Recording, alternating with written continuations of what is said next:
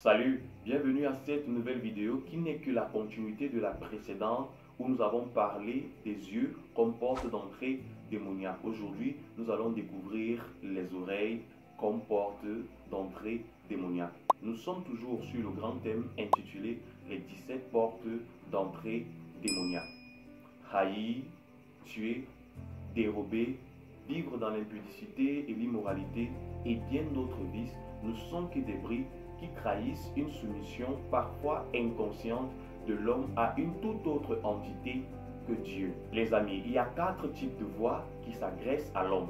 La première, elle est celle de Dieu. La deuxième, elle est celle de l'adversaire. La troisième, elle est celle de la société, notre environnement. Et la quatrième, elle est celle de l'homme.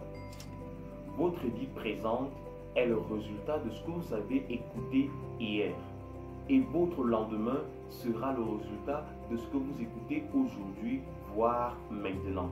Vos prises de position, les opinions que vous défendez, les combats que vous menez ne sont le résultat que des messages que vous avez reçus de la part de cette société, de la part de l'adversaire ou plus sainement de notre Dieu. Les amis, quel est le message que vous recevez aujourd'hui de la part de la société, venant des stars qui dominent ce monde, venant des hommes politiques, venant des hommes religieux? Car Balaam s'est levé pour maudire Israël parce qu'il avait reçu une information selon laquelle s'il parvenait à maudire Israël, il recevait en retour beaucoup d'argent, beaucoup de richesses. Quel est le message qu'on fait parvenir à vos oreilles qui conditionne vos actions et réactions? Les disciples du Christ ont eu à abandonner leurs affaires et abandonner leur business parce qu'ils avaient reçu une nouvelle information de la part de Jésus-Christ. Ève a mangé le fruit défendu parce qu'elle avait laissé l'adversaire susurrer dans ses oreilles un message qui venait contrer celui que l'Éternel leur avait délivré. Quel est le message qui vous parvient? Quelles sont les informations que vous disposez vos oreilles à entendre et à recevoir? Rappelez-vous du grand impact que le message du général de Gaulle envoyait depuis l'Angleterre aux populations françaises. Les populations étaient totalement abattues, mais à cause d'avoir écouté la voix du général de Gaulle, celles-ci se sont remobilisées. On peut également se souvenir du grand désarroi que provoqua l'annonce du décès tragique du capitaine Thomas Sankara au sein des populations burkinabées plus particulièrement et dans l'Afrique subsaharienne en général.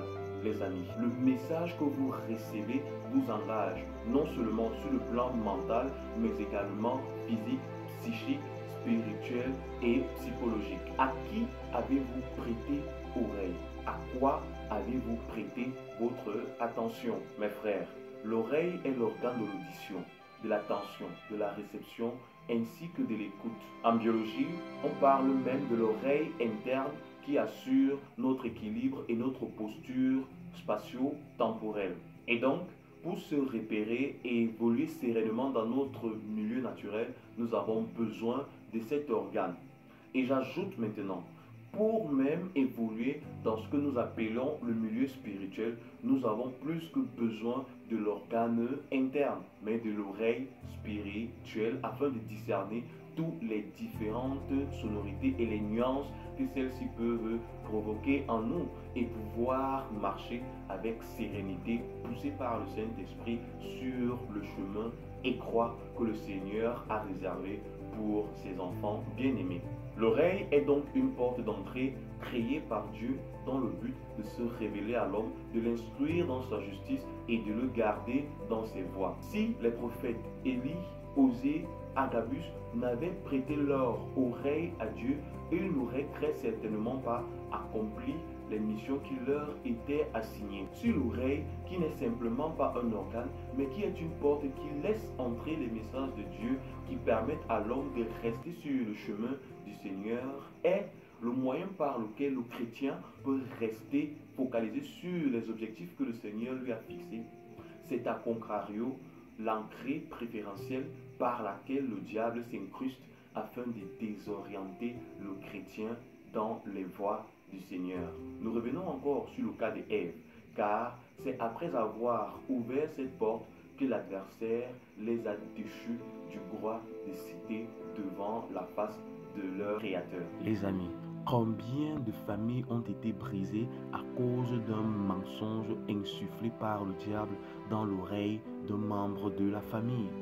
Combien de couples ont été anéantis à cause d'une information mensongère? Combien des amitiés ont été brisées à cause d'un discours venant de la part de l'ennemi? Combien de nations ont été anéanties à cause d'un mensonge diffusé au sein des médias? Tout ce que vous entendez vous affecte soit positivement, soit négativement. Qui t'influence à partir de quel message? Sachez ceci, lorsque l'adversaire vous parle, c'est pour vous éloigner de Dieu, pour vous dépouiller et enfin vous égorger, comme le dit Jean chapitre 10, le verset 10.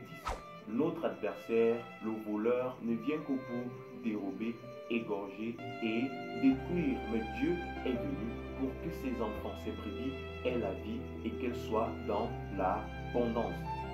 Tout ce que vous percevez, tout ce que vous recevez ouvre les portes à une entité qui parfois est l'adversaire et non pas Dieu. Les informations qui vous parviennent quotidiennement ont donc deux sources, Dieu ou l'autre, car il n'y a pas de rapport entre la lumière et les ténèbres et la neutralité n'existe pas dans ce monde. Je vous laisse écouter cet extrait.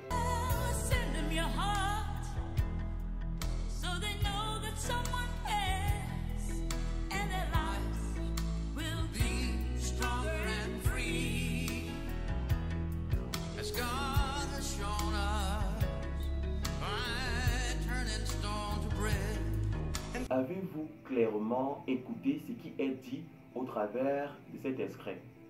Sinon, voici les paroles originales et voici la traduction. Je vous pose la question suivante.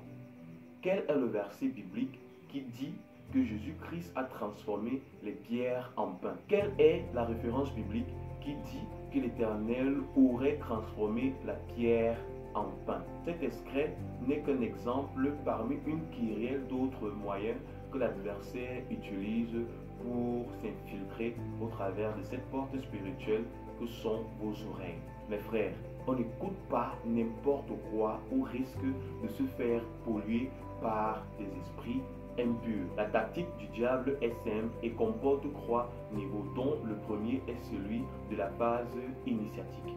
Elle consiste à vous familiariser avec du discours, du langage, des maximes, des commentaires et des propos non bibliques, tels que tu es libre, fais ce que tu veux, ton corps t'appartient, cherche l'argent, l'homme sans l'argent n'est rien, la vie n'est rien, Dieu n'existe pas, Jésus est un personnage historique, la Bible est caduque, sois qui tu veux, l'amour n'existe pas, la vie c'est la chance, etc.